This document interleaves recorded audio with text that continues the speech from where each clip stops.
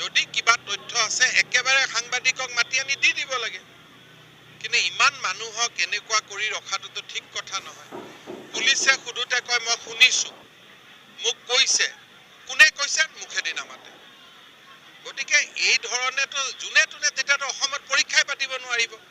মাজতে ক'লে গাড়ী নম্বৰ সেই গাড়ী নম্বৰটো আকৌ লগত উদ্ধাৰ হ'ল বেলেগ এটা অপৰাধজনিত ঘটনাৰ লগত এনেকে যদি জেমছ বন্ড টাইপ কথা কয় সাংবাদিকক পুলিচৰ তাত যোৱাৰ আগতে মই এইটো গাড়ী নম্বৰ দিলোঁ চাই লওক আৰে